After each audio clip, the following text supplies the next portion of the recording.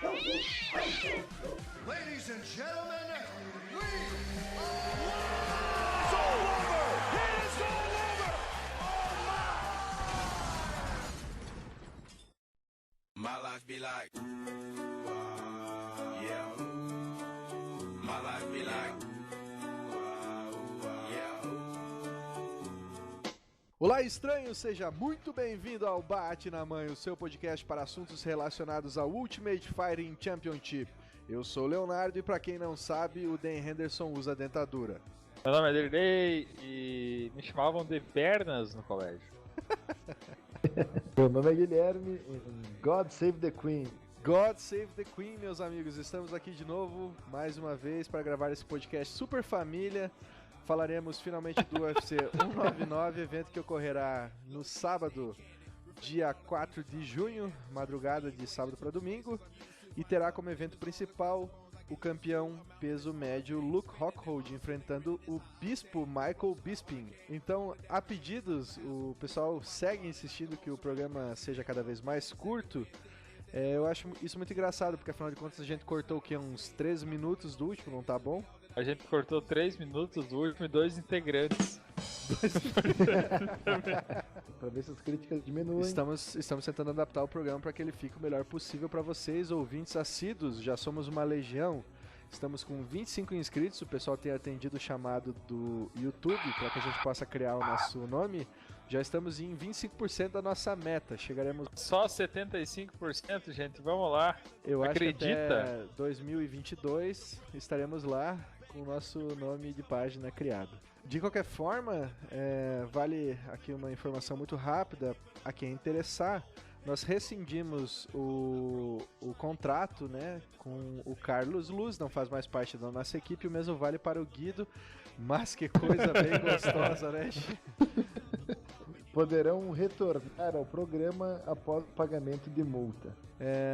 Mas sem maiores delongas, meu amigo Derlei, por favor, puxe a primeira luta do card principal para o evento 199. Lembrando que tentaremos nos concentrar só nas lutas principais. Eu sei que vai ser quase impossível porque tem uma que outra lutinha interessante no card preliminar, mas acordamos aqui, os cavaleiros acordaram livremente, assinaram o contrato dizendo que iriam tentar se deter no card principal para fazer um programa um pouco mais curtinho, um programa drops, um programa ligeiro, um programa maroto, a malemolência e agilidade do Bate na Mãe brasileiro. Só no Toca Me Voe, então. Só no Toca Me Voe, rapidinho. Vamos ver se a gente consegue deixar esse programa mais do jeito que vocês esperam. Certo, meu amigo? Puxa aí então pra gente, primeira luta do card principal para o UFC 199, sábado, dia 4 de junho, em Los Angeles, Califórnia. Hadouken! For all the times that you rain on my parade, and all the clubs you get in using my name. Pelo main card do UFC 199, a primeira luta, Dustin Poirier, The Diamond. O norte-americano encara o outro norte-americano, Bobby Green, King. Também conhecido, Dustin Poirier chega para esse embate com 19 vitórias e 4 derrotas, enquanto o Bobby Green chega com 23 vitórias e 6 derrotas. Dustin Poirier tem uma porcentagem de 47% nocautes e TKOs, enquanto o Bobby Green tem uma porcentagem de 35%.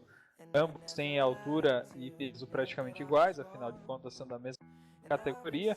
Eu acredito, aí é o nosso comentarista técnico mais especializado do podcast, o Guilherme, pode falar qual deles tem a vantagem. Eu acredito que a vantagem dessa luta vai para Dustin Poirier. O que você tem a falar sobre isso aí, Gui? Vamos analisar o que dizem as casas de apostas aqui, observando o Sporting Bet, que analisa essa luta.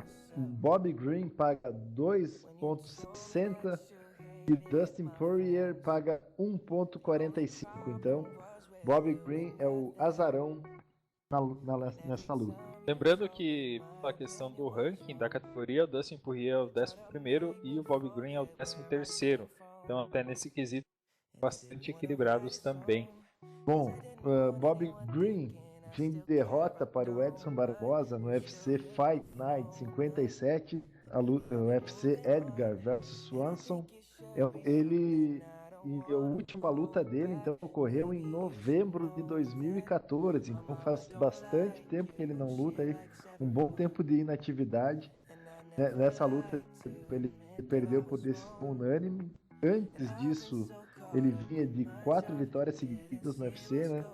Mas por esse período inativo, eu acredito que até o Dustin Poirier tem uma chance mais concreta assim na luta, né? O Dustin Poirier vem de 3 vitórias seguidas contra Carlos Diego Ferreira, Nancy Medeiros e Joseph Duffy. Puxando um gancho bem rapidinho aqui com relação ao Dustin Poirier, que antes dessas 3 vitórias que ele engatou, né? Ele estava lutando na categoria dos pesos pena, se eu não estiver enganado, e ele vem de derrota, então, né, anterior a essas 3 vitórias, ele enfrentou o Conor McGregor, atual campeão, foi nocauteado no primeiro round. Depois disso, ele fez a volta aos pesos leve, e aí então conseguiu engatar essas 3 vitórias. Eu acredito que a luta contra o Bob Green vai acontecer na categoria dos pesos leves, onde ele está bem encontrado. E essa luta, essa derrota com o Conor McGregor, assim, digamos que não é algo que mancha o cartel, né? Porque o McGregor ele é um fenômeno nessa categoria, né? Sem contar que o próprio Dustin Poirier, antes de perder pro McGregor, vinha de 3 vitórias, tanto é que foi disputa de cinturão. Já tinha ganho do Eric Koch, que é um nome muito expressivo na categoria, Diego Brandão, não precisa nem falar. E aí contra o Akira Corassani, que aí eu confesso que fico devendo, desconheço, mas até onde sei aqui foi a luta da noite, né? E ele conseguiu nocaute técnico no segundo round. Então ele vinha muito bem na categoria dos pesos pena até enfrentar o campeão, perdeu e depois engatou mais 3 vitórias subindo para os pesos leve, né? Eu não sei se vocês já querem abrir as apostas de vocês, se não abro eu a minha aqui. Fique à vontade, rapaz. Cara, eu vou de Dustin Poirier, acho que tá num momento muito melhor. O Bob Green é um veteraníssimo, é um casca grossa, é difícil. Acho que a luta não vai ser tão fácil assim pro Dustin Poirier, mas, como bem dito pelo nosso amigo, colega podcaster Gui, o Bob Green vem de um certo tempo parado. Eu acho que em condições normais, digamos, os dois vindo lutando com uma certa frequência, eu já daria a vantagem pro Dustin Poirier, muito embora pouco sensível, né? Da forma que está posta a luta, ou seja, com o Bob Green já parado há um certo tempo, fica mais fácil, mais evidente para mim ir de Dustin Poirier. Esse é o meu voto para essa luta. Bem, seguindo o relator, bem voto em favor de Dustin Poirier, muito baseado, né? Muito baseado no fato do Bob Green estar bastante tempo parado, praticamente 1 ano e meio parado sem luta, então isso faz a diferença quando octógono, e o Dustin Poirier parece um pouco mais dessa forma. O meu voto também vai nessa luta para Dustin Poirier. Vou acompanhá-los nesta aposta aí, também vou de Dustin Poirier, mais pelo fato da inatividade. Eu vejo essa luta como, até analisando a posição de ranking dos dois lutadores, é mais assim para completar o card, assim. Tem chance de ser uma luta boa.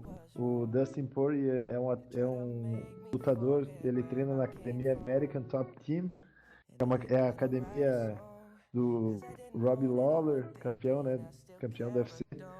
É uma academia que vem com bastante destaque, né, ultimamente. Tem bastante recrutando vários lutadores importantes.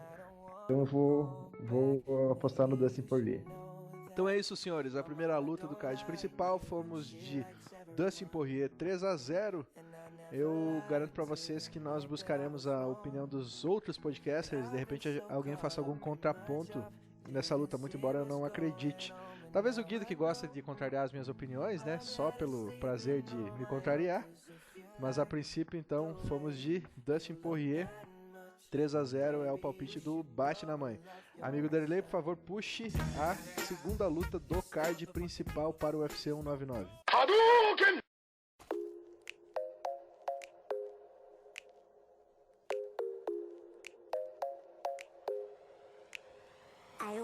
Na segunda luta do card principal do UFC 199 temos Dan Henderson, norte-americano, com 31 vitórias, veteraníssimo, 14 derrotas. enfrenta Hector Lombard, Lightning australiano, com 34 vitórias, 5 derrotas, um empate, 2 no contest. A luta entre os dois, entre Dan Henderson, que tem 48% de porcentagem de nocaute, enquanto Hector Lombard tem 65%. É uma luta bastante equilibrada entre o veterano Dan Henderson e o Hector Lombard, que tenta se recuperar após uma derrota frente a Neil Magny, que vem crescendo bastante na categoria. Quais as apostas, Guilherme, no Sportingbet para esses dois lutadores? O Sportingbet não abriu apostas para Dan Henderson e Hector Lombard. Pera aí, deixa eu É ver. até surpreendente, eu acho, porque é Pelo uma menos luta... nós estamos aí alguns dias, né, do evento. Nesse momento, o Sportingbet especificamente não abriu. Seguindo rapidamente, então, enquanto o nosso amigo Leonardo procura por mais dados a respeito de apostas desses dois lutadores, Dan Põe na Henderson tela pra vem mim. uma derrota para Vitor Belfort, UFC Fight Night, enquanto Hector Lombard também vem de uma derrota para Neil Magny. Então, os dois lutadores tentando a recuperação no UFC. Lembrando que o Dan Henderson, antes de ter perdido para Belfort, veio de uma vitória sobre o Tim Bott. O Hector Lombard vinha de um contest contra Joshua Burkman. Eu acho que o Lombard talvez estouraria. Aquela luta contra o Neil Magny foi bastante chave para isso, né? Poderia ser um cara bastante forte na categoria. E essa luta pode servir como uma recuperação sobre o Banguela. O que você tem a comentar tecnicamente aí sobre essa luta, Gui? O que dizer, né? O Dan Henderson, um atleta que está com 45 anos de idade, né, cara? Então, é um guerreiraço aí do MMA, né? Pra mim, um Hall da Fama, aí, se já não for, ele é um sério candidato a ser o Hall da Fama, né? Por tudo que ele fez pelo esporte. O Hector Lombard, ele teve aquele problema com o doping. Doping? Hector Lombard, doping? Não.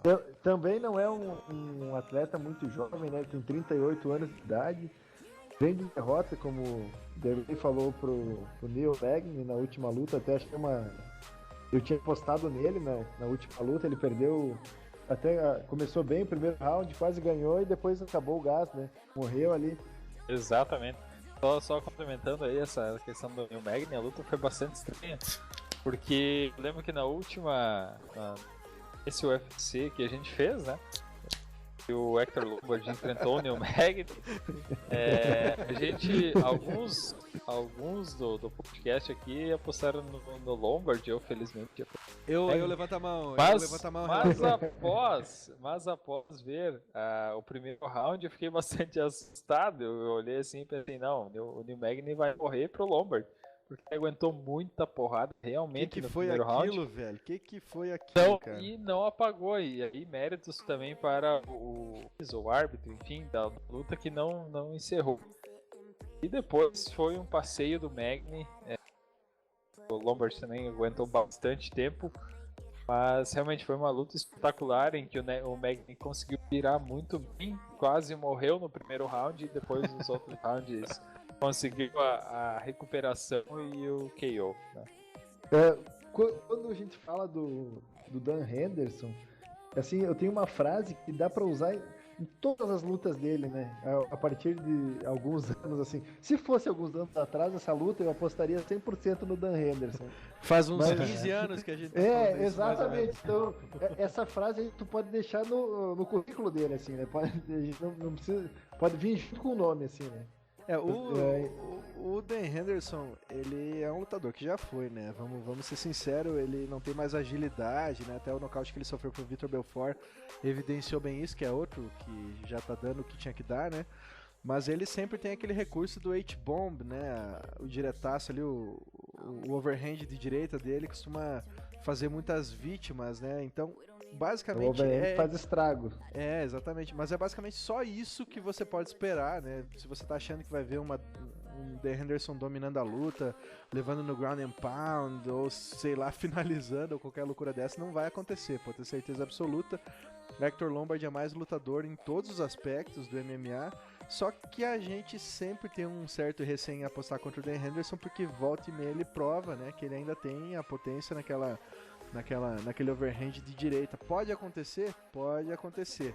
Mas lutador por lutador, o Hector Lombard é bem melhor, né?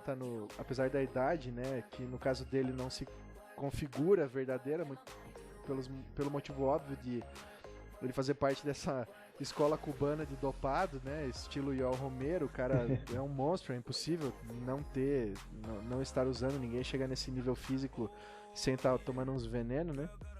E ele é um lutador muito explosivo, muito rápido, mostrou isso contra o Neil Magny, inclusive, né? Não conseguindo finalizar, mas mesmo assim teve a dominância e teve muito perto de finalizar a luta já no primeiro round. O Dan Henderson basicamente resta aquele overhand, se sobrar de alguma forma. O Hector Lombard é superior em praticamente todos os aspectos da luta, inclusive no que ele tem usado pouco nas últimas lutas, ao meu ver, né? Ele é um judoca de nível olímpico, muito, muito bom no judô. E ele sempre prefere, ou tem preferido, né, partir para agressão e finalizar no nocaute técnico. Se ele fizer um jogo um pouco mais amarrado, levando contra a grade, buscando takedown, talvez seja um caminho legal para ele conseguir anular o Dan Henderson. Não sei se tu concorda comigo, Gui. Olha, tá difícil apostar no Dan Henderson ultimamente, assim, vendo as suas últimas lutas, eu na minha opinião pessoal, acho que ele já deveria ter aposentado, né, cara? Olha, das últimas 8 lutas ele venceu 2, perdeu 6, tendo que levou sarrafo algumas delas. Então foi assim, meio até as lutas contra o Belfort ali, eu acho que o que ele tinha de queixo, né, que ele sempre foi considerado um atleta que aguenta duro, bastante. né? Exato, o que ele tinha de queixo se foi ali pelo ano 2013, mais ou menos. Sim, acabou sim. Ele tá caindo, né? Ele tem caído bastante, né? Mas assim, o Hector Lombard, cara, é um cara que também tem me decepcionado bastante. Eu acho que eu já postei, desde que ele fez a estreia dele no UFC, eu lembro que ele veio com como que se diz assim, com um hype muito grande, né? Em português, sei lá qual é a palavra. Eu acho que ele veio com uma empolgação grande, né? Na época o hype era merecido, né? Ele era campeão do Pride, foi em certeza. 2 categorias campeão do Pride, né? Então, mas é que eu digo, ele me decepcionou um pouco no sentido de que eu apostei pelo menos umas 2 ou 3 vezes nele, contra o Neil Magny foi um dos casos, e nessas 2 ou 3 vezes ele perdeu. Se não me engano, a primeira luta que ele fez no UFC foi uma luta bem... Eu não lembro se ele ganhou ou perdeu, eu sei que foi uma luta bem broxante, assim, tem que até procurar aqui pra ver. Digo, na época que o Henderson entrou no UFC, ele tinha um hype elevado, mas daqui era merecido na época. Né? Não, sim, com certeza. Não, eu digo com relação ao Hector Lombard. Sim, eu acho que o hype dele foi muito alto mesmo. Ele entrou com um hype grande e ele pegou aqui, eu tô até vendo a informação pra trazer mais certinha. Ele estreou contra o Tim Bolt uma decisão dividida e essa luta foi bem frustrante, cara. Porque o Tim Bolt nunca foi um cara considerado unanimidade dentro da categoria, ele é aquele cara que tá sempre incomodando, mas ninguém quer arriscar que ele vá disputar um cinturão ou coisa assim. E aí pegou o Hector Lombard, que vinha quente, né? A estreia do UFC, todo mundo acreditando que o Hector Lombard ia passar o carro, e foi uma decisão dividida numa luta chata, sem grandes recursos. Eu lembro bem dessa luta. Então, eu não sei, cara, é complicado. Honestamente, o meu coração manda, muito embora sempre que a gente vá pelo coração a gente toma na cabeça aqui nesse esporte, né? Mas eu realmente queria muito ver o Dan Henderson acertando aquela bomba mais uma vez, porque o Hector Lombard já me frustrou várias vezes, mas eu não consigo ver isso acontecendo, né? Então, já abrindo meu voto aqui, eu vou de Hector Lombard. Realmente espero que ele não faça uma luta morna, né? Espero que ele seja um pouco mais inteligente, não parte igual um maluco e fique sem gás, né? Que aí seria um esporte perfeito pro Dan Henderson achar o nocaute. Quem sabe no segundo ou terceiro round, né? Se aguentar a porrada, aguentar a pressão. Como fez o Neil Magny, né? Não foi muito diferente. Mas eu realmente acredito que vai dar Hector Lombard. Acho que consegue apagar o velhinho Henderson aí, como outros já fizeram, né? Então eu vou de Hector Lombard, nocaute técnico no primeiro round. Então, eu vejo assim, o Hector Lombard, se tu analisar o jogo dele, né? Ele faz um jogo bem parado, né? Ele bem plantado, assim, ele não é um atleta que se movimenta muito. E talvez, por ele utilizar esse tipo de estratégia, seja um risco justamente a única arma que o Dan Henderson tem, que é o overhand, né, que é muito potente, né, o H-Bomb, né, tão famosa, né. Então, eu acho que com certeza o Hector Lombard é favorito, principalmente nos primeiros rounds, assim, enquanto ele tiver gás, né, para aguentar a luta, mas eu não acho que seja assim, favas contadas, né, como diria, né? Eu acho que ele tem o Henderson tem chance, e eu vou fazer uma aposta, digamos, arriscada, e vou apostar no Dan Henderson, aí um nocaute do Dan Henderson. Cara, eu consigo ver, por mais incrível que seja, eu tô indo do Hector Lombard, mas pode acontecer, velho, pode acontecer, com certeza. Eu realmente queria ver o Hector Lombard como um lutador um pouco mais maduro, né? Se ele fizesse o jogo, aquilo que eu disse, bota pra grade, leva no judô, derruba, né? Joga um joguinho um pouco mais amarrado. Se ele ficar estacionário, né? Com certeza o Dan Henderson vai achar o que ele sempre procura em todas as lutas, né? Então, cara, é uma boa aposta do teu lado, acho que pode acontecer sim. Consigo ver o Hector Lombard perdendo gás no primeiro round, até porque o Dan Henderson costuma aguentar a porrada, né? E aí no segundo round, quem sabe achando aí a H-Bomb. E eu nem vou ficar triste por causa disso, cara, porque eu não gosto do Hector Lombard como lutador, acho que ele trapaceia. Acho não, tenho certeza absoluta que ele trapaceia nas lutas, né?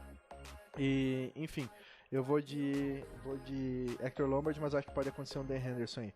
Derley, o que tu manda pra gente? Bom, bastante interessante a explanação dos amigos aí. Eu curti bastante ficar escutando aqui os justificativos de cada um. Mas, cara, a minha justificativa é bastante simples. Eu e o baseado, né? Baseado muito. Eu tô baseando muito nos últimos fatos, nas últimas lutas deles, tá? E assim, o Hector Lombard, eu vi uma performance muito boa dele perante o Neil Magny. Então, assim, dessa forma, o palpite vai no Hector Lombard. Eu acho que se ele imprimir a mesma força que ele imprimiu contra o Neil Magny, o Henderson ele não é capaz de aguentar isso aí. Já tá com a idade bastante avançada, é claro, vai tentar usar a experiência dele. Então, só para justificar aqui, eu acho que pela questão da intensidade do Hector Lombard, ele leva uma pequena vantagem sobre o Dan Henderson. Como o Gui falou, não é nenhuma surpresa se o Dan Henderson acabar acertando uma mão e ganhando a luta, mas a minha aposta nessa luta é no Hector Lombard. Essa é a luta que não tem as apostas do Sporting Bet, é isso, né? Exatamente. Isso. Mas assim, cara, eu ia estranhar muito se o Dan Henderson não abrisse pagando pelo menos uns 3,5 para 4, cara, pra falar bem a verdade, assim. Eu acho que se você tá acompanhando antes de abrir as apostas, né?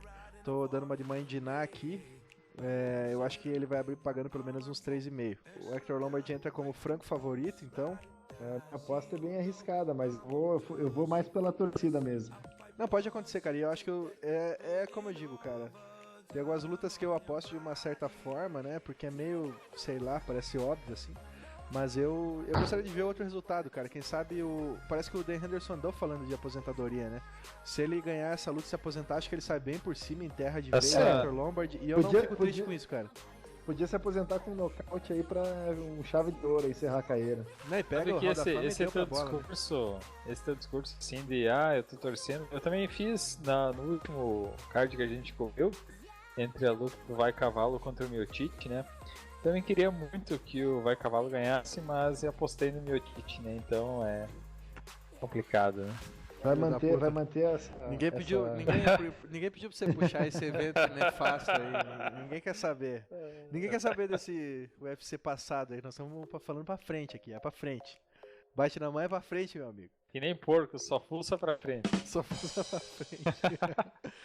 Então é isso, senhores. Se eu não estiver enganado, fomos de Hector Lombard 2-1, é isso? Muito bem, isso aí. Então, Derley, por favor, puxe a terceira luta principal da noite. Hadouken! Baby, this is what you came for. Lightning strikes every time she moves.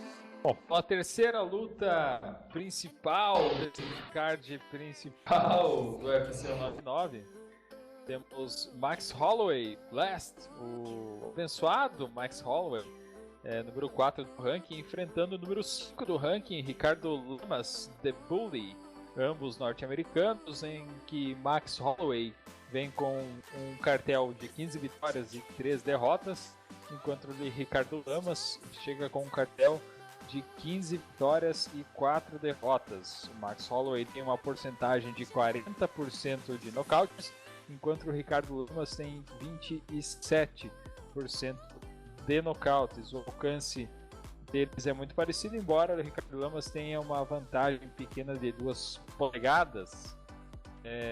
No Sporting Bet, se eu não estou enganado também, Gui, essa luta não tem ainda apostas abertas, correto?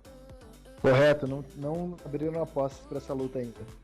Então, na verdade, a gente vai meio no chutômetro do que a gente acompanha das últimas lutas deles, né? Max Holloway tem, só para uma questão de dados mesmo, de golpes significativos, ele tem uma média de 5.5, né? 5.49 golpes por minuto acertados, enquanto o Ricardo Lamas tem uma média de 2.47. É praticamente o dobro aí do que tem o Lamas. Gui? Só me atravessando aqui, interrompendo um pouco, eu tenho algumas coisas aqui para falar para vocês, que é o seguinte. Eu vou falar Will Chope, André Fili, Clay Collard, Akira Corassani, Cole Miller, Cub Swanson, Charles Oliveira, do Bronx, Jeremy Stephens. Essa é a sequência de vitórias do nosso amigo Max Holloway. Daqui eu passo a palavra pro Gui. A última derrota do Max Holloway foi para o Conor McGregor. Por decisão, né? Pouca gente aguenta o Conor, né, na porrada. Só o fato de ele ter levado aí para uma decisão, eu acho que já é bem significativo, né? Então, é uma luta bem, digamos assim, o Max Holloway tá tendo que varrer toda a categoria em busca do title shot, né? Porque vê aí quantas vitórias ele veio, né? Eu acho que o problema, o que aconteceu com o Max 8 Holloway... vitórias seguidas. Pois é, mas eu acho que isso é meio, sei lá, não sei se alguém já engatou 8 vitórias assim, né? Enfim. Mas o que eu acho que aconteceu um pouco com ele é que ele começou com uma credibilidade um pouco em baixa a partir do momento que ele perdeu pro Dustin Poirier, que foi justamente quem a gente falou agora há pouco, né? A estreia dele no UFC foi contra o Dustin Poirier, ele foi finalizado. Só que de lá pra cá ele evoluiu muito nos diversos setores do MMA, né? Até que ele enfrentou finalmente Dennis Bermudez, que é um top da categoria, perdeu também. E aí pegou o Conor McGregor, campeão, e perdeu também. Aí que ele engatou então essas 8 vitórias. Mas eu honestamente acho que para o Max Holloway as coisas têm acontecido como elas devem acontecer. O que eu quero dizer com isso? Eu acho que se ele tivesse recebido um title shot antes dessa luta contra o Ricardo Lamas, seria prematuro. E se passar dessa luta com o Ricardo Lamas, eu acho que tá demorando demais, entendeu? Pra mim, ele evoluiu demais, ele vem de lutas realmente muito boas, né? Quando ele conseguiu a vitória dele contra o Charles Oliveira, muito embora tenha sido por um acidente, né? Que aconteceu ali com o do Bronx, né? O do Bronx é um top excelente aí da categoria e acabou tendo um problema, mérito do Max Holloway, conseguiu botar ele contra a grade, Charles Oliveira fez força, acabou tendo uma ruptura do esôfago, né? E, enfim, de qualquer forma ele vem muito bem, ele mostrou uma evolução muito grande, especialmente na luta contra o Cub Swanson, onde ele conseguiu finalizar com a guilhotina, né? Teve a performance da noite, e é um lutador que tem impressionado bastante, assim. Eu tenho uma grande dificuldade em ir contra o Max Holloway, né? Muito embora seja uma luta aí meio embaçada, né? O Ricardo Lamas é um lutador bem agressivo, né? Parte bastante pra cima, mas eu ainda quero acreditar que o Max Holloway vai marcar bem a distância. E aí, numa questão mais, não tão técnica, mais política dentro do UFC, como que eu posso dizer? Esse espaço que está sendo gerado pelo Conor McGregor, que fica se aventurando em categorias acima da dele, e disputando lutas de boxe aí contra Floyd Mayweather e tudo mais, gera uma situação um pouco complicada, né, dentro dos próprios pesos penas. Eu sou um dos que particularmente acredita que o Conor McGregor não volta a defender o cinturão dos pesos pena. Eu acho que ele não bate mais o peso dessa categoria, já falei em outros podcasts. Acho que ele brincou de subir demais o peso dele para poder, naquela onda de querer ser campeão peso leve e peso meio médio, né? E isso gera uma situação onde o cinturão fica meio que sem defesa, né? Um campeão que não defende o seu cinturão. E alguém vai aparecer para preencher, né, essa lacuna. Para mim, quem vai preencher a lacuna do cinturão dos pesos pena é o Max Holloway. Eu acho que ele vai conseguir contra o Ricardo Lamas fazer, digamos, a prova de um ponto forte, assim, né? Eu acho que ele vai mostrar a superioridade técnica dele, vai conseguir ditar o ritmo da luta, marcar a distância, ganhar de uma forma de decisão unânime bem convincente, se não nocautear. Então eu reconheço que o Ricardo Lamas é um grande risco para o Max Holloway, mas eu ainda assim acredito que o Max Holloway é o futuro campeão e não deve demorar da categoria dos pesos pena. O comentário bem pertinente esse, né? Porque essa categoria realmente ela tá parada, né? Por causa dessa indefinição do Conor McGregor. Ele vai realmente seguir defendendo a cita, se ele vai largar, então... E eu acho que é uma luta que o Holloway precisa fazer mesmo, para ele provar, digamos assim, a altura de disputar o título, né? E o Ricardo Lamas é um atleta bem condecorado mesmo. Ele já disputou o cinturão contra o José Aldo no UFC 169 e ele perdeu numa decisão unânime, né? Uma luta dura. Assim, achei até que o Aldo levou tranquilo essa, né? Mas eu vejo as derrotas do Ricardo Lamas sempre foram para lutadores bem qualificados, né? Outra derrota que ele teve foi pro Chad Mendes no UFC Fight Night 63, que inclusive foi o main event, né? Então tá fazendo, já vem de um histórico de main events que ele vinha fazendo, né? Fez com o José Aldo, fez com o Chad Mendes. Então ele é um atleta prestigiado dentro do UFC, né?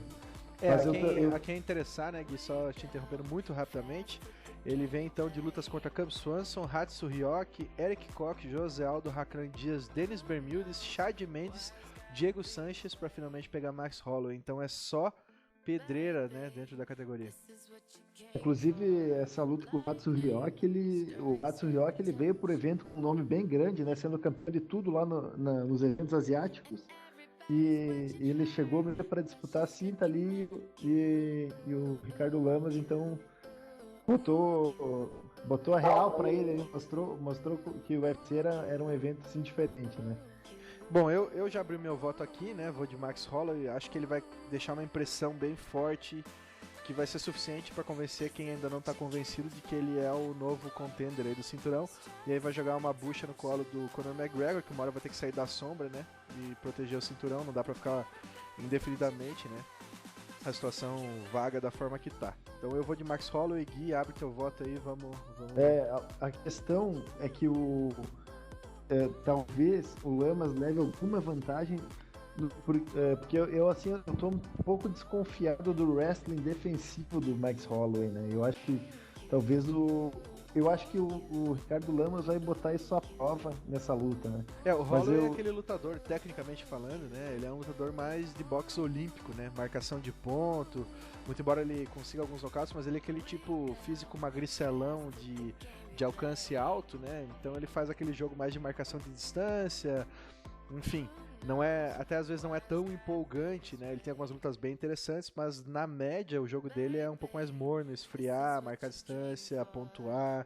E o Ricardo Lamas, por sua vez, já faz um jogo mais agressivo, né? Eu concordo contigo, acho que pode ser um grande desafio. Eu até teria curiosidade de ver como é que o Max Holloway se comporta de repente por baixo, né? Seria novidade pra mim, eu não lembro de ter visto ele fazendo guarda ou até tendo que aguentar alguém na grade ou coisa assim, né? Eu sempre vejo ele se esquivando e marcando ponto, né? Eu não subestimo o Lamas, né? Que eu acho que ele é muito bom, ele é excelente. Ele já mostrou, ele tem muito coração, ele aguenta porrada e tudo. Mas apesar de falar muito bem do Lamas, eu vou apostar no Max Holloway, principalmente pela fase, né? O cara que vem de 8 vitórias aí. Então eu vou dar um crédito aí pro Max Holloway. E aí, Derlei, o que você conta pra gente? Então, algumas pessoas chegaram até aqui, né? Devem estar achando bastante estranho o fato de eu estar participando pouco. Eu não estar falando muito. Mas o fato é que eu tô sendo cruelmente trollado pelo meu notebook essa noite. Justamente esse que era o episódio pra você brilhar, né, Derlei? E que a cada 5 minutos, em média, ele trava e eu tenho que reiniciar. Mas eu tô escutando os colegas aqui fazendo todas as análises, tudo bonito, muito belo. Como o Gui falou, o Ricardo Lamas, realmente, guardem esse nome, Ricardo Lamas. Ricardo Lamas é um cara... fanfarrão, né? muito importante, mas quem vai ganhar a luta vai ser o Max Holloway. Esse Ricardo Então, Lamas é muito bom, hein, pessoal? Mas vai de Max Holloway. O Ricardo Lamas é um grande lutador, tem um grande coração, como diz o Gui. Mas quem tem o maior punho é o Max Holloway, né? Então, o abençoado Max Holloway leva esse embate e crava mais um 3-0 do bate na mãe. Tá feito então, Max Holloway 3, Ricardo Lamas 0, com uma grande possibilidade de a gente tomar no cu, mas a princípio seguiremos fortes. Derlei, por favor, chame o co-main event of the evening. Hadouken!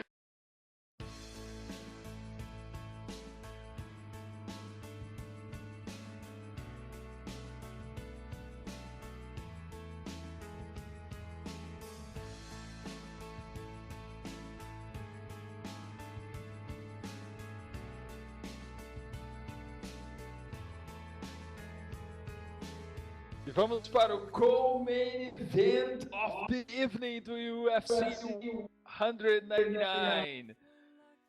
Dominique, campeão Cruz, The Dominator, o norte-americano com 21 vitórias e apenas uma derrota, encontra neste embate o número 3, The California Kid, Uriah Faber, norte-americano também, com 33 vitórias e 8 derrotas. Dominique Cruz e Uriah Faber já trocaram farpas em muitas situações, já foram ambos técnicos de um TUF, em que o Dominique Cruz acabou se lesionando e, se eu não me engano, não pôde lutar contra o Uriah Faber.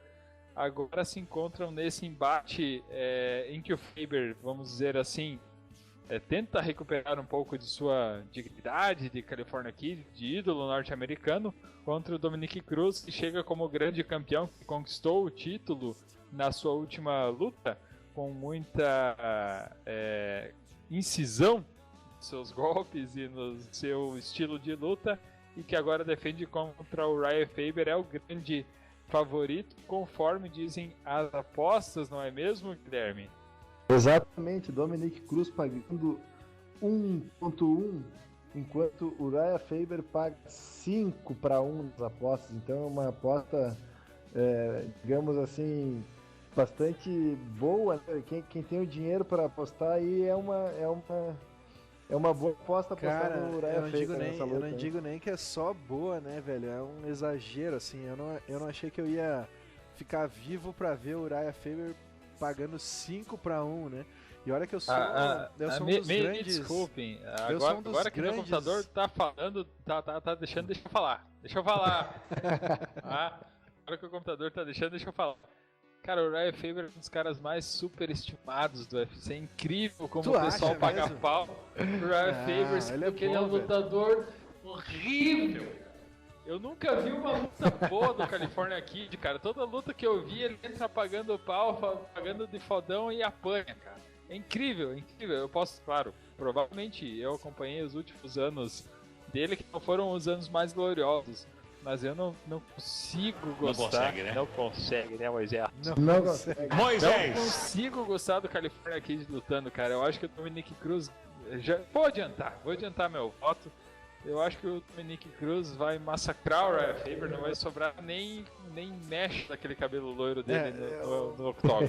Eu preciso falar aqui que eu tenho certa culpa aí no cartório com relação a posição tão enfática do meu nobre amigo podcaster Derlei com relação ao Dominic Cruz. Porque eu lembro que nós fizemos um podcast sobre o Dominic Cruz, era a luta principal que ele recuperou o cinturão, né?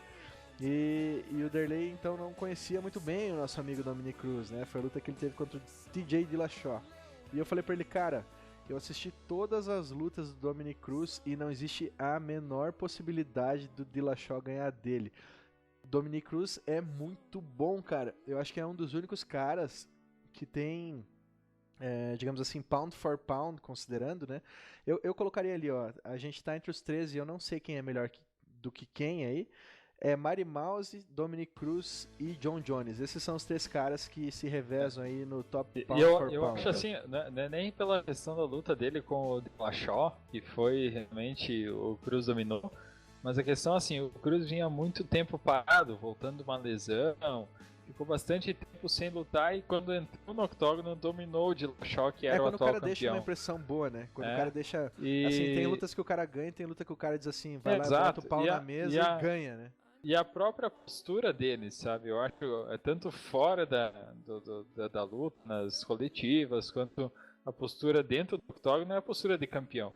Eu não vejo essa postura do Uriah Faber, eu vejo o Faber mais como um showman, um Anderson Silva, um cara que quer aparecer pra galera, que é o queridinho de todo mundo, mas que como lutador decepciona bastante, né? Claro, eu nem comparo a história do que fez o Anderson Silva com o Uriah Faber, que o Anderson foi um dos maiores lutadores do UFC, Hall of Famer com certeza. Mas o Uriah Faber, pra mim, sempre foi um superestimado, eu acredito. O que movimenta essa luta acima de qualquer coisa é o fato de que nesse cartel que o Dominic Cruz tem de 21 vitórias e só uma derrota, essa derrota foi por finalização e justamente para o nosso amigo California Kid, Uriah Faber. Há uns 20 anos atrás. Exatamente, em 2007. Eu vi essa luta, eu lembro claramente, ela funcionou mais ou menos da seguinte forma. O Dominic Cruz vinha dominando, estava melhor em pé, marcava distância, esquivava, estava melhor. Aí ele tentou um takedown onde ele deixou o pescoço extremamente exposto, assim, ele se jogou basicamente na guilhotina do Uriah Faber, que não teve grande dificuldade em fechar e finalizar a luta. Só que naquele tempo o Uriah Faber era o campeão do WEC, no caso, né? E o Dominic Cruz era o que estava surgindo.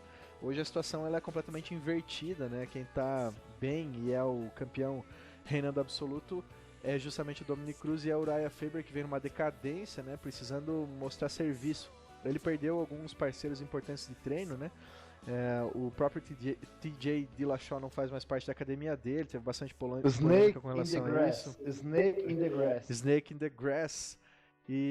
Mas assim, o Uriah Faber eu acho que é um cara que já tá também... Eu acho ele muito bom, ele é um cara explosivo, ele é forte. Acho que ele tem finalizações bem interessantes, mas esse jogo do Dominic Cruz não tem muita resposta ainda dentro do UFC. Ele é a melhor esquiva.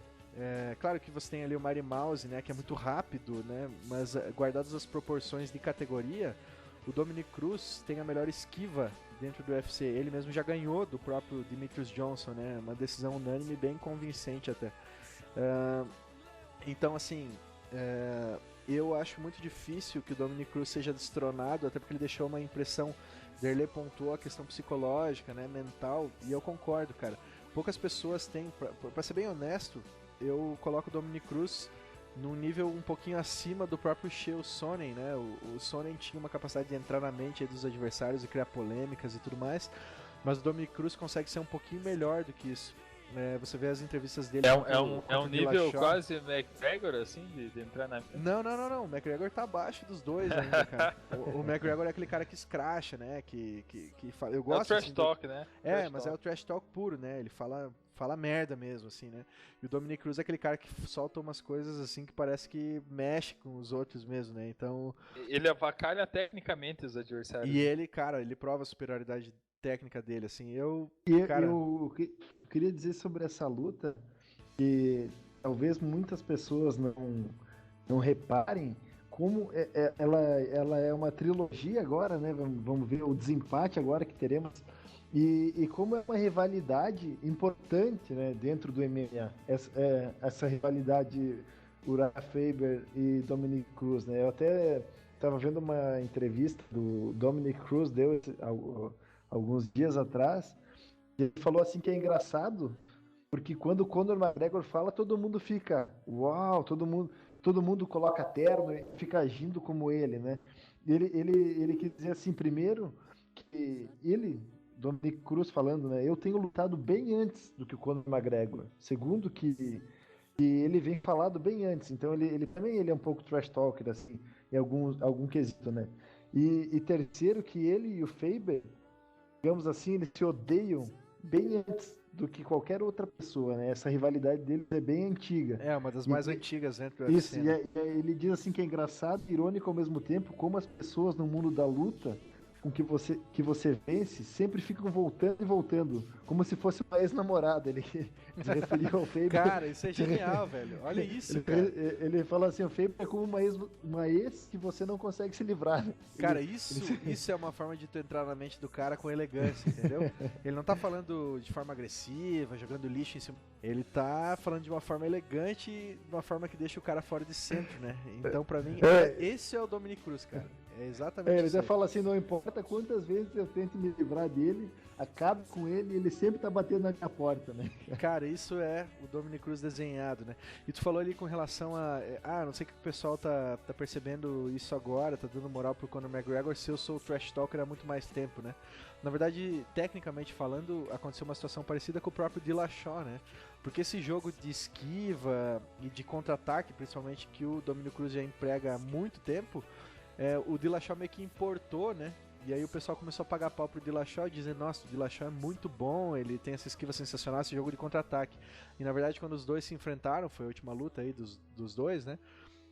Na volta do Dominic Cruz, o Dominic Cruz provou que efetivamente ele é o criador e ainda é melhor no estilo de esquiva e contra-ataque, né? Dillashaw, então, como criatura, não conseguiu superar o mestre, né?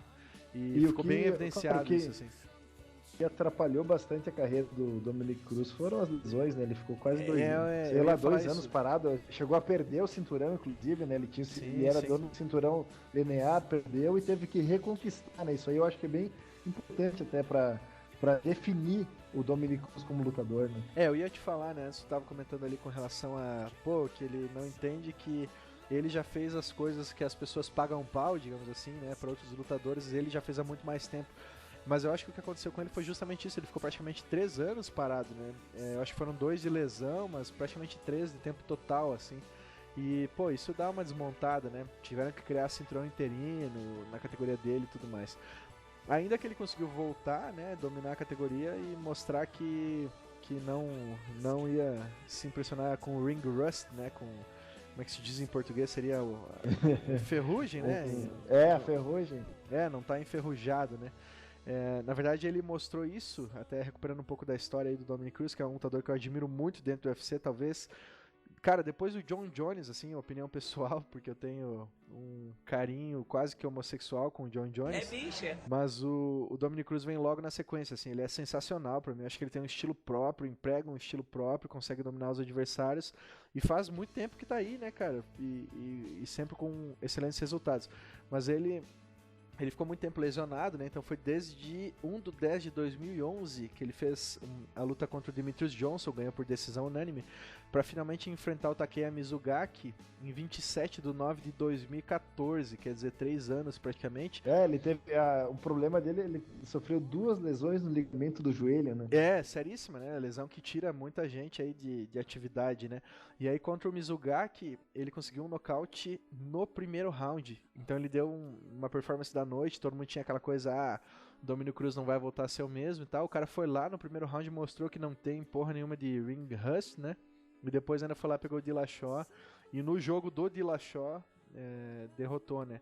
Então é um lutador que eu tiro o chapéu, cara, absolutamente. E abrindo meu voto, como não deve ser surpresa pra ninguém, né? Eu vou de Dominic Cruz.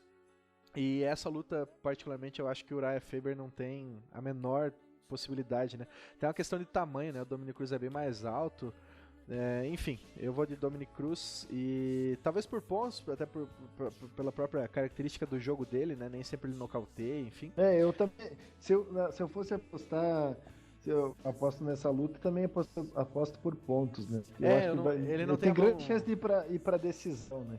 Ele não tem a mão tão pesada assim, até tem, digamos assim, mas eu acho que às vezes ele parece que gosta de provar a superioridade técnica dele, né? Então ele prolonga o jogo, né? Ele deixa a luta andar, ele deixa a luta se desenvolver e não necessariamente vai naquele rush, né? De finalizar a luta, né? É por isso que eu acho que pode muito bem ir pra pontos, até porque o Uriah Faber aguenta bastante porrada, né? Mostrou isso contra o Aldo e, enfim, contra outros lutadores também. Mas eu ainda assim acho que vai dar Dominic Cruz com uma clara vantagem, assim. Vai ser fácil de ver que o Dominic Cruz é muito mais lutador que o Uriah Faber, né? Claro, eu vejo chances pro Uriah Faber, assim, até ele vem de bons resultados, assim, as lutas que ele perdeu 2 vezes pro Renan Barão e perdeu pro Frank Edgar, que também são lutadores tops da categoria, é o Frank Edgar que desceu. Mas assim, ele vem de vitórias pro Menjivar, Scott Jorgensen, o Yuri Alcântara, Michael McDonald, venceu Alex Cáceres, venceu Francisco Rivera e por último venceu o Frank Sanz, né? Então o que acontece não com é o um cara Faber, assim pra se descartar, não, de assim, forma né? alguma. Ele tem um jogo perigoso, né? O Faber é aquele cara assim, ó, que se ele pega um lutador mediano bom, ele vai ganhar, porque ele tá um pouco acima desses caras. Mas ele não chega a ser o top da categoria, sabe? Ele é aquele famoso leão de treino, assim, sabe? Ele é um ótimo lutador até um certo nível, mas ele nunca consegue brilhar a ponto de ser o cara dentro da categoria. Eu acho que é isso que acontece talvez o UFC ele tentou apostar um pouco nessa rivalidade para chamar um pouco a atenção para esse evento, né? Que como o 199, né, que ele tinha alguma, digamos assim, um pouco abafado pelo evento 200, né? Ele fica ofuscado, então de repente eles apostaram um pouco nessa rivalidade para chamar a atenção. Com certeza, mas eu acho que é muito mais marketing do que qualquer coisa, assim, jogo por jogo, eu acho que não vai dar pro Uriah Faber, não. Derlei, você se recuperou de mais uma queda do seu computador, né? Eu vou ter que voltar às minhas essências aí de técnico informática e vou ter que dar um tapa nesse notebook para não perder mais um membro. Eu tava aqui levando algumas coisas em consideração e eu acredito que o meu computador tem alguma coisa contra o TeamSpeak, cara. Porque ele deu um erro antes aqui do TeamSpeak e quando eu fui tentar finalizar o programa ele travou novamente. Então eu acredito que o pessoal do TeamSpeak vamos dar uma ajeitada aí porque não tá compatível com o computador. Vocês estão me prejudicando? Eu acho que sim, estão querendo te derrubar. Os caras estão querendo me derrubar. Na noite que eu ia brilhar, pô. Na minha noite de brilho, na minha noite de Cinderela, vocês fazem isso comigo? Mas assim não dá. Eu tenho certeza que você vai conseguir contornar todas as dificuldades e vai engrandecer a gente com a sua opinião em relação à luta Dominic Cruz e Uriah Faber, o co-main event of the evening. Bom, então, primeiramente um abraço pro Leonardo, que é o ouvinte da noite, né? O ouvinte premiado da noite. E antes eu tinha falado já, né, adiantando meu voto, que meu voto era no Dominic Cruz.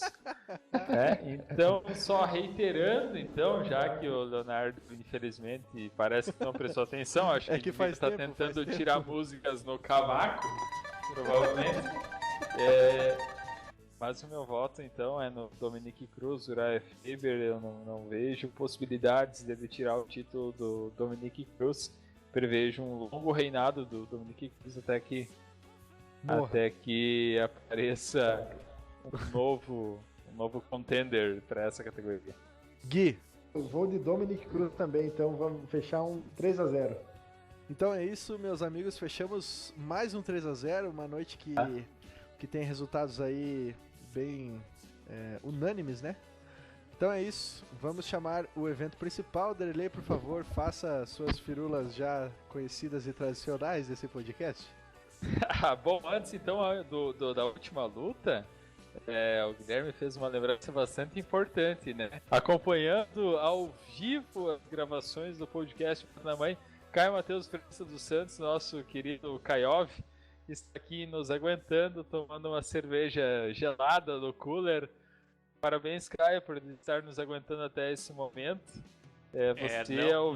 Não tão gelado, né, Derlei? Porque a geladeira acabou de estragar. tivemos um pequeno problema com a geladeira do Leonardo, mas isso aí é normal. O pessoal que tá se mudando, acontece isso aí. Enfim, vamos ao main event of the evening.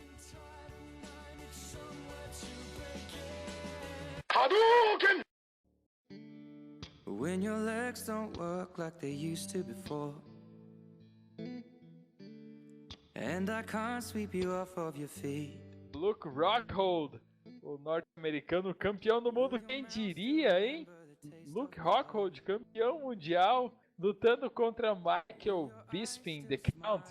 O Michael Bisping que chegou a essa decisão de cinturão meio de paraquedas após ter vencido o Anderson Silva naquela luta bem bizarra entre os dois, né? O retorno do Anderson após o seu doping, após o Viagra, após o azulzinho. Luke Rockhold com 15 vitórias e 2 derrotas, enquanto o Michael Bisping chega com 29 vitórias e 7 derrotas. Rockhold, que já praticamente se preparava para uma revanche contra o ex-campeão, teve que se contentar com a luta contra o Michael Bisping. Ambos chegam aí com os dados de altura e peso muito parecidos, alcance com uma leve vantagem de 5 polegadas para Luke Rockhold. E aí nós temos as casas de aposta dando vantagem para o Rockhold, certo, Gui? Exatamente, então Luke Rockhold pagando 1.1 nas casas de apostas, enquanto Michael Bisping pagando 6. 6 para 1. Caralho, mano. Então é um, digamos assim, uma desvantagem significativa. Vai, Bispo! Vai, Bispo!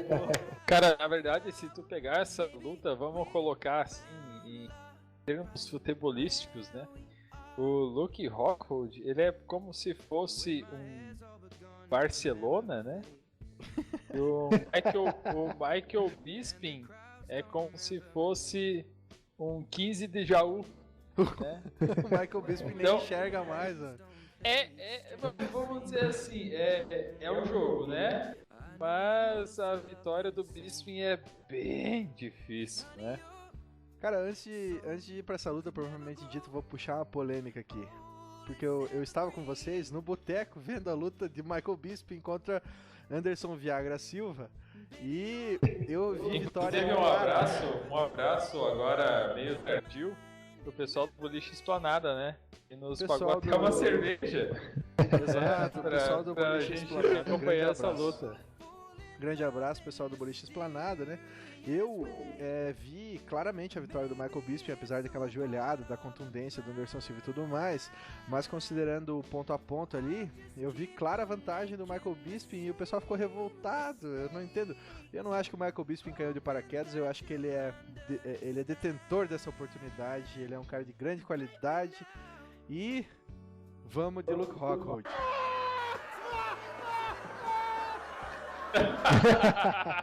Mais ou menos por aí, né, cara? Mas eu acho que assim, ó, é a chance da vida do Michael Bisping, né? Então ele vai poder contar pros filhos dele e pros netos que ele disputou o cinturão, né? Porque, é só isso que ele vai poder fazer, né? Cara, porque eu acho que essa... O que foi o Luke Rockhold contra o Weidman na última luta? Eu errei, inclusive, essa luta. Eu achei que o Weidman ia dominar a categoria durante um bom tempo, cara. Que foi aquilo, maluco? Chris Weidman é uma mentira. É uma mentira quase tão grande quanto o Ryan Faber. O Weidman nunca teve potencial para ser campeão, tanto que o Luke Rockhold, que é um cara mediano, massacrou ele. Mas ele quebrou incrível. A perna da lenda, rapaz. A perna da lenda foi quebrada pelo... Não, pra ver que as besteiras que o Anderson Silva fez, o que transformou as besteiras dele, né? Transformou um porteiro da categoria, que é o top 6, né? O Michael Bisping, num contender, né? Digamos. Mas assim. aí que tá, cara.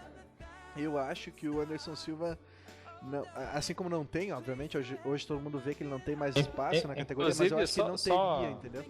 Só um adendo aqui, né? Fica uma dica pro Anderson Silva, que ao invés de Viagra, ele comece a tomar calcitran V12, que aí quem sabe não quebra a perna quando dá um chute no joelhinho do adversário. E lembrando aqui, né, que seguindo a nossa política, microfone aberto pro Anderson Silva. Se ele precisar de qualquer esclarecimento, ele tá convidado, pode vir aqui nos estúdios Bate na Mãe para dar o seu parecer, o seu lado, a sua versão, né? A gente não fica com essa imparcialidade. Vai colocar A gente vai colocar um filtro de voz pra ele parecer mais.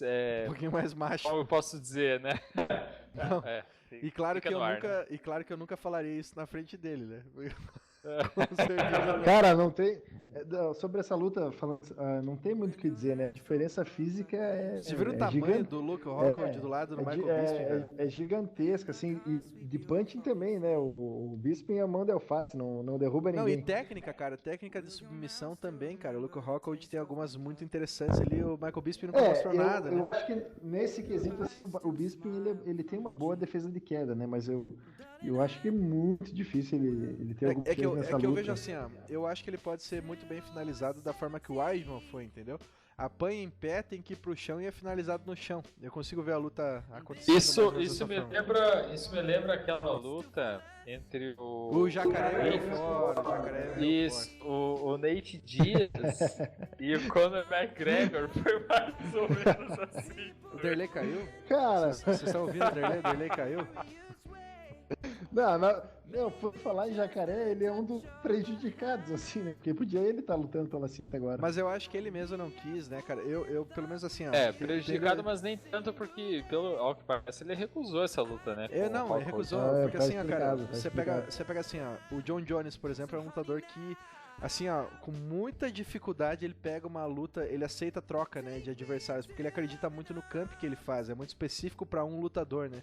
E o Jacaré tem essa vibe aí também. Então pensa, o cara tá se preparando pra um lutador específico durante muito tempo, aí não cai de balão, você vai ter aí 2 semanas pra na se preparar. verdade, Ele não vai pegar essa luta. Eu entendo o Jacaré também porque, assim, a chance dele de disputar o cinturão já tá garantida. Já tá, com certeza. Ele não tem por que se queimar, se botar numa luta de 2 semanas, enfim, de 1 mês, contra um lutador que é um lutador duro como o Rockhold.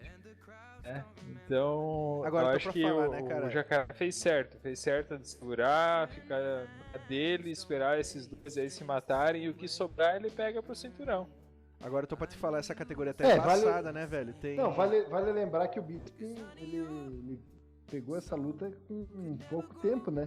Não, esse é o mérito dele, né, basicamente, né? Mas é que eu acho que ele tá muito mais aí pela grana do que qualquer outra coisa, né? Ele já foi derrotado pelo Rockhold em outra situação, né? E, cara, não tem grandes possibilidades, né? Qual é o jogo que o Bisping pode impor, né? Pela diferença técnica, como os amigos já falaram, se o Bisping não pega agora essa luta, ele não teria uma chance de cinturão novamente. Não vai. Então, assim, o Chris Weidman também, cara, olha, é incrível. Tá se tornando um Anderson Silva. Chega em cima da luta, desiste por um motivo, sei lá. Então, eu acho que o Bisping fez certo de aceitar a luta. Ele não tem nada a perder, ele é o franco atirador. Ele tá pagando muito bem contra o Luke Rockhold. Acredito que ele perde pro Rockhold, mas pelo menos agarrou a oportunidade, né? Com a chance certeza. da vida dele e vamos ver o que ele pode dar. E merecido, eu acho que ele não podia encerrar a carreira sem disputar o cinturão. Pelo menos no title shot, né? Ele tá aí desde sempre, né? Só assim, cara, como é que eu vejo? A gente analisou mais cedo a luta do Dan Henderson contra o Hector Lombard, né? Assim, você pega um lutador que é superior em todos os aspectos, no caso do Hector Lombard contra o Dan Henderson, mas o Dan Henderson tem algum recurso pra tentar ganhar a luta, que seria a H-Bomb, né? O uppercut, o overhand de direita. Então ele tem alguma coisa. Agora, olha pra essa luta Luke Rockhold contra Michael Bisping, cara, eu não consigo descrever um cenário qualquer que seja onde o Bisping tenha qualquer possibilidade de ganhar essa luta. Ele não tem punch suficiente, ele é inferior em finalização, ele é menos ágil, ele é menos forte, ele é menor. Cara, eu realmente não consigo ver. Não que o Rockhold seja isso tudo, pra ser honesto, só que o Bisping eu acho que é muito pouco. Você pega o Rockhold, por exemplo, tomou um cacete do Vitor, tudo bem que era a versão Vitor na mamadeira, né, que era um pouquinho mais complicada, né. Mas aí, o que eu quero dizer é basicamente o seguinte, acho que o Bisping tá um pouco de furão aí, né, nessa fila. Seria mais certo ver realmente o Romero, ver o Jacaré. Cara, essa categoria tá encardidíssima, cara. Você tem o Vitor Belfort agora praticamente descartado, né, porque a derrota dele foi muito impressionante, né. Mas você pega o Romero, cara, vindo quentíssimo. O próprio Mousasi, que é um lutador muito forte da categoria. Aí você tem aí o Jacaré, o próprio Rockhold e o Weidman, que não pode ser descartado. O Anderson Silva já é difícil de você querer acreditar que vá ter mais uma corrida por cinturão, mas quem sabe, por que não, né? Ele já fez E algumas só coisas bem impressionantes. corroborando aqui com o argumento do Leonardo sobre a questão de recurso, se você pegar as últimas 3 vitórias do Bisping, a gente tem uma decisão unânime contra o CB Dollaway. A gente tem uma decisão dividida contra o Thales Leites e uma vitória com a decisão unânime contra o Anderson Silva, que foi a luta da noite em que o Anderson teve a oportunidade de nocautear e aconteceu toda aquela coisa estranha no fim das contas, e agora ele chega para enfrentar o Bisping. E antes disso, a última derrota do Michael Bisping tinha sido justamente pro Luke Rockhold num Fight Night por submissão. E não teve a menor chance, né? Eu tenho, ali pelo dia 18, eu tava mais uma semana, 2 atrás, eu vi um vídeo do MMA Fighting, eles estavam falando que o Bisping estava no Canadá gravando um filme, ou seja, tá treinando a sério, né? Não tá nem treinando. Então eu acho que ele aceitou essa luta assim, eu acho que pra pegar o cheque mesmo. Eu não descarto, mas eu acho que seria assim, se o Bisping ganhar uma das maiores zebras da história do Com certeza. esporte, né? Não, e tem um outro detalhe, né, cara? Tem uma coisa que eu não tinha me dado conta ainda, acabei de buscar aqui pra dar uma olhadinha no Luke Rockhold. Porque assim, o Luke Rockhold, ele chegou também com uma moral muito grande dentro do UFC, e aí teve aquela derrota, né, contra o Vitor Belfort. Só que era aquela versão que a gente já conhece, né, do Vitor Belfort, que não vai existir mais simplesmente porque a ousada cortou o suco da moçada, né? Mas, de qualquer forma, eu tava dando uma olhada aqui, um negócio que eu não tinha percebido ainda, é que desde os tempos lá de Strikeforce, ele teve uma decisão unânime contra o Ronaldo Jacaré, quer dizer, top contender, top dos tops dentro do médio hoje, né?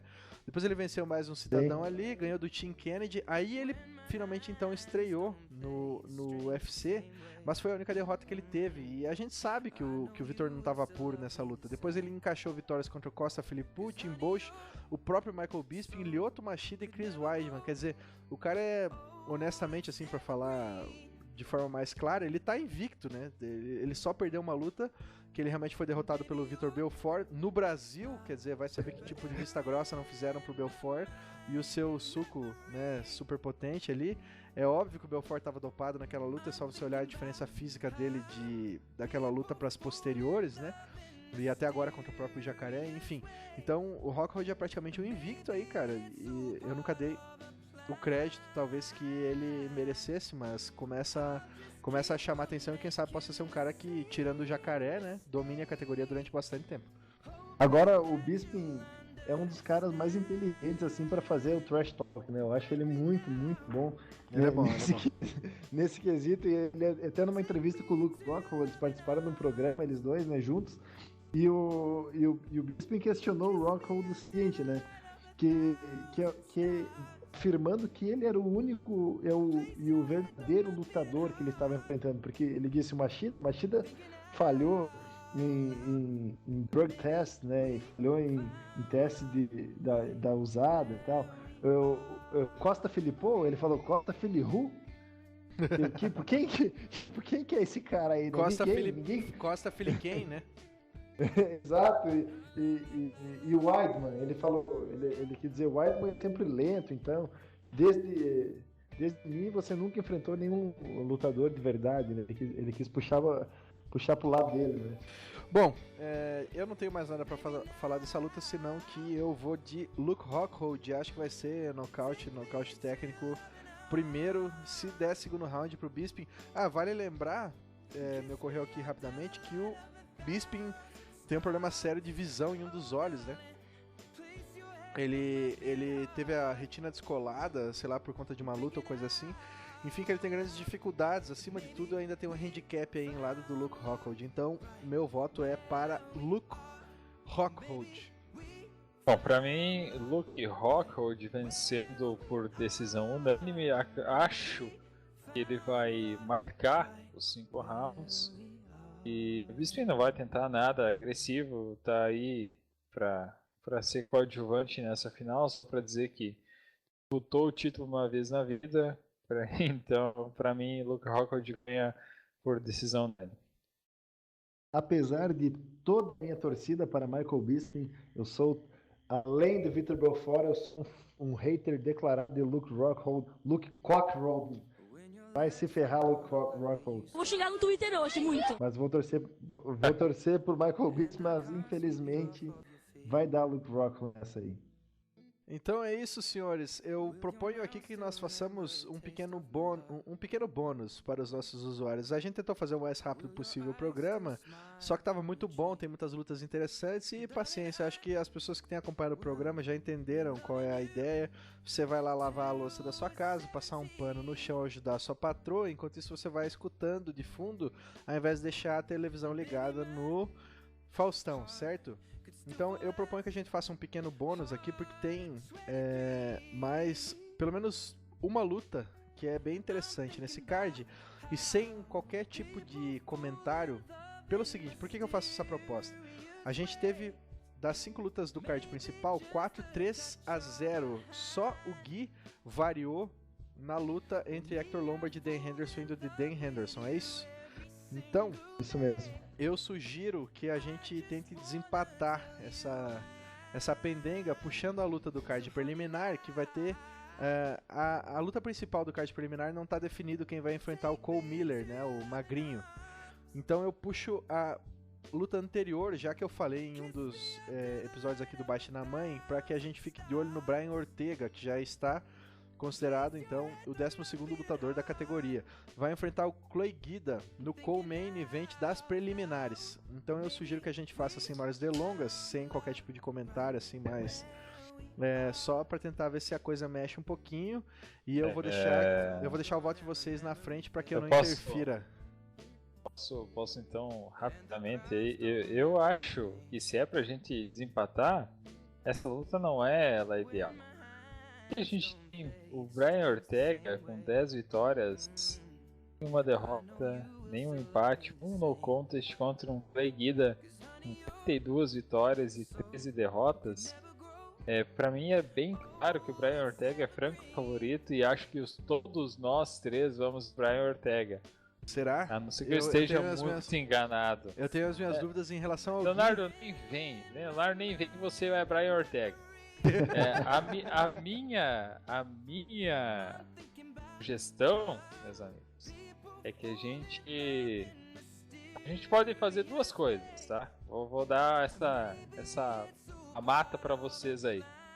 Primeira mamata aí. Ou jogamos a luta da Jessica Penny contra Jessica Andrade, batistaca brasileira. Uma tem um card 12-4 contra um 13-5, que é uma luta bastante equilibrada. Ou nós pegamos a luta principal.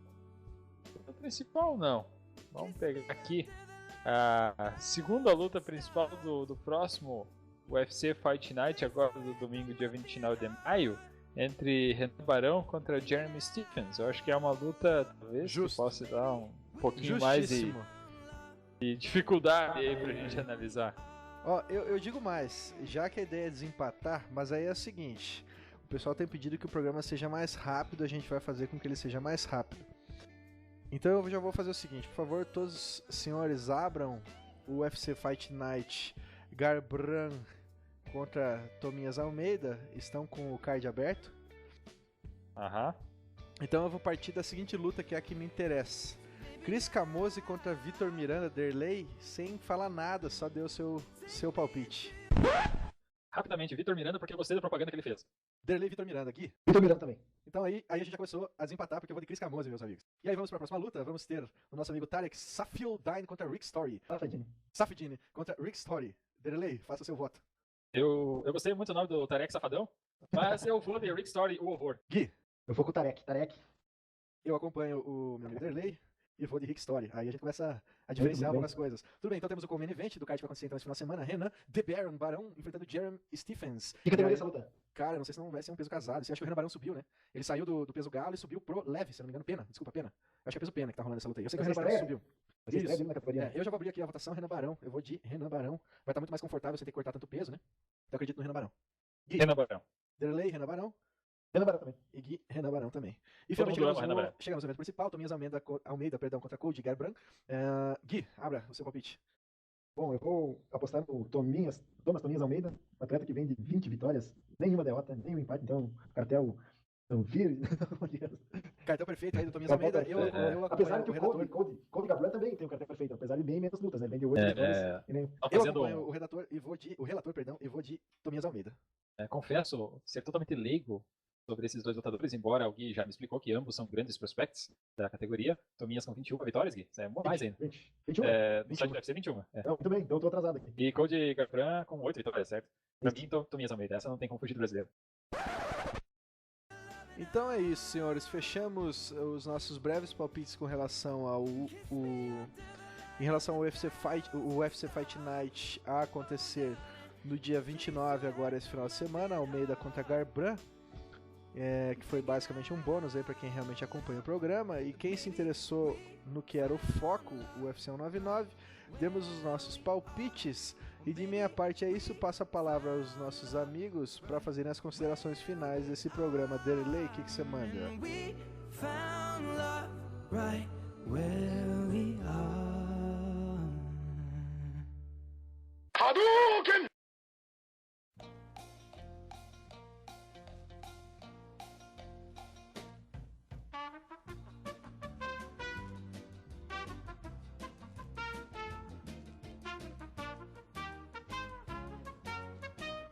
Bom, finalizando então nossa gravação aí, que hoje foi longa, né? Embora em apenas três elementos, digamos assim. Agradecer aos amigos aí, mais uma noite de bastante dificuldade com a conexão com o computador, enfim. Mandar um grande abraço para o Carlos Luz, nosso amigo Carlão, de São José dos Pinhais, né? Isso. Infelizmente hoje não pôde estar presente Mas aqui. vai dar os palpites dele, com certeza a gente vai pegar os palpites dele. Um grande abraço pro Carlos, um grande abraço pro Guido, também, que não pôde se fazer presente hoje por causa de alguns problemas particulares. Grande e forte abraço pro Caio, que esteve conosco aqui essa noite, nos aguentando e tomando bastante cerveja, dando risadas. Nossas queridas e estimadas namoradas, que estão trancadas fazendo um sexo lésbico nesse momento. E para finalizar, um abraço aos amigos que chegaram até aqui: Augusto Favreto, o Rodrigo Restelo, o Jonas Andreola. Se chegaram, não chegaram, um abraço está dado para vocês. E o nosso maior hater, Maurício Menegas. Um abraço, Maurício. Nosso primeiro hater, que beleza. É isso aí, galera. Então, um abraço a todos. Até a próxima. Um grande abraço, pessoal, e traçando nossas considerações finais, não esqueça, por favor, de curtir a nossa página www.facebook.com/batenamai, de acordo com o nosso amigo Carlos, que se faz ausente, e também se inscreva no canal do YouTube. Nós seguimos o nosso projeto para conseguir um apelido para nossa página. Estamos com 1/4 do projeto concluído, 25 inscritos, chegaremos no 100, quem sabe até 2022. Contamos com a sua participação, apresente para quem gosta de UFC, e eu acho que é isso. Nos veremos então, se eu não estiver enganado. O próximo evento será o UFC 200. Antes disso a gente tem 3 UFCs Fight Night, provavelmente um deles a gente deve fazer para vocês. Se não, nos veremos lá pro dia 9 de julho, onde teremos Daniel DC, I'm All About That Cake and That Chicken Cormier versus John Bones Jones. É isso, meus amigos? Provavelmente só aí, já que você puxou, teremos um UFC Fight Night entre Rory McDonald e Steven Thompson, que tem no mesmo card o Donald Cerrone contra o Patrick Coach. Então talvez, provavelmente nós faremos esse card do UFC, até porque tem algumas lutas aí do card principal com lutadores um pouco desconhecidos do UFC Ottawa, né, que é depois do 199, sabe, aí a gente consegue diferenciar um pouco os palpites. E na sequência ainda tem o Ryan Nelson antes do UFC 200, eu acho que vale a pena Quem não a gente ama? dar uma brincada. Quem Talvez não a ama? gente brinca aí, talvez a gente brinca juntando esses dois UFCs e dando nossos pitacos aí, que é bastante bacana, até porque o dos Anjos também vai lutar. Então é isso, senhores. Um grande abraço e ficamos por aqui. Até mais. Because you know I'm all about that cake and chicken. I'm all about that cake and chicken. I'm all about that cake and chicken. I'm all about that cake